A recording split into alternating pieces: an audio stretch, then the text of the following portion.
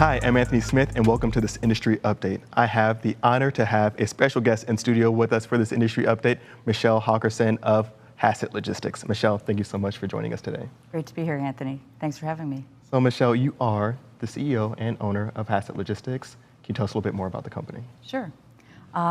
We started out years ago, actually decades ago, as a moving and storage company, then got into air freight in 1980, was Hassett Express. We still have that name, but then transformed more into logistics. And I bought the company about 8 years ago after having served as president for a number of years. And now we've diversified into air transportation, ground transportation, and a lot of other services.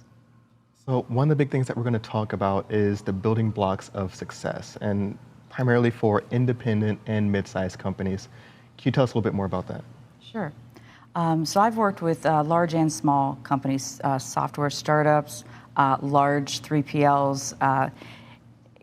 Hassett's different as a mid-sized logistics player. And one of the things we did after buying the company is we really looked at how we would transform it. And I think it's a mindset for the independent, mid-sized companies of how you view yourself. And the company really looked at itself more as an air freight forwarder. And when I came in, based on my 3PL background, really saw that we were a 3PL model. So don't pigeonhole yourself as one thing. Really look at what your skill sets and your strengths are and how do you parlay that into other things. So I think getting the team to recognize that our strengths actually could take us into different areas, and that's what we focused on. How do we expand that focus and use that to go and find other customer segments that we're good at? So that's what we focused on as far as a transformation, is expanding into different service areas, but staying within our core strengths and core competencies to do that. So those are, I think, really key focuses for sure. But can you tell us a little bit more about the infrastructure side of those changes that you made? Sure, because infrastructure is key. So we spent a lot of time those first few years since late 2013 focusing on infrastructure. And when I talk about that, it means a lot of things. It's the facilities, better facilities, bigger facilities. We moved into a new headquarters because to me that's an attitude thing. If you want people to feel proud and good about where they work, give them a great environment. Similar to what you have here, you want people to feel happy coming into the office. At least when people were coming into the office, you know, how did that feel? So our facilities, bigger dock spaces, we don't necessarily need warehouses, but we do some intermittent storage and spaces for that. But it's also your technology infrastructure. What kind of backbone do you need, and what do you have to anticipate for future needs?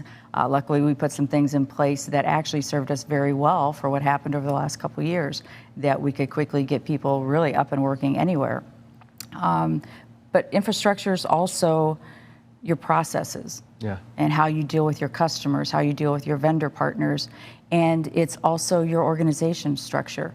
We hadn't really looked at that seriously in a number of years. When you're growing, you just add on and keep going. You have to really step back and look at that. So we spent time and really looked at it clearly to say, where do we want to be? If we were looking at ourselves as a new company, how would we structure to support our customer base as it is now and where we see it going? And so we made some changes to support that, and even looking at how we hired new people. So I think that's a huge part of it, is how you hire, because that kind of breeds into the culture of the company. Did you see that having to shift at all? It did. I think hiring is really a strategic thing on how you look at it. And I know the word culture gets overused, but we do look for certain types of people. I like to say we look for problem solvers. That's what we do at the end of the day, creative problem solving. But part of it is knowing what is the problem you're solving, because you could spend a lot of time solving the wrong problem. So we look for people, I think, that support our core values, is that, you know, our customers depend on us to be reliable, consistent, and provide really excellent customer service. So you need those people that have a really good sense of curiosity. They want to dig. They want to find the answers. They want to basically be an extension of the customer, to do whatever it takes to get that work done and take pride in saying, oh, we helped them do that. And not just we moved a box or we moved a pallet. No, we actually helped get that event launched on time, or that store opened on time, or, you know, some of the e-commerce and fulfillment we do. So they feel part of that. And I think that's the kind of people that feel an ownership for the work they do. So in our case, education's important, but you can teach certain skills. You can't teach attitude. And we're really fortunate. We get people that get that. And that's what we look for then, bringing new people in. Again, everyone doesn't have to think the same way. It's more fun when they don't, because you bring all those different ideas together. But some of those core values, when you get that together, then people really hum, and it works well. So Michelle, there's been a lot of changes in the industry, especially over the last 18 months. I'm curious to hear about your outlook for the independent and mid-sized logistics companies. Well, there's probably less of us than there used to be with the M&A market. I know is really targeting and looking to consolidate a lot of companies our size. But I think it's healthy to have companies of all shapes and sizes, and everybody fills a certain role.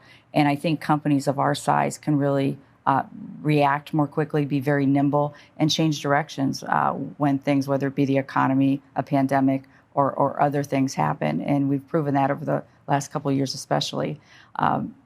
I've had an opportunity to meet other leaders in similar sized companies, and it's really exciting when you see their passion and the things that they're doing with their companies and how they support their communities. And we try to do the same thing. So I think there's a lot of great things and great work being done out there. And I am a little biased, but I think our team is just wonderful on what we've created so far. And I think we're on a wonderful journey going forward. And it's always nice to work with a team that you really enjoy working with. And I look forward to what's next. Excellent. We look forward to what's next with you as well. Michelle, thank you so much for joining us today. And that's going to do it for this industry update. If you want to learn more, check out HassettLogistics.com, and we'll be sure to keep you posted on all the latest. We'll see you on the next one.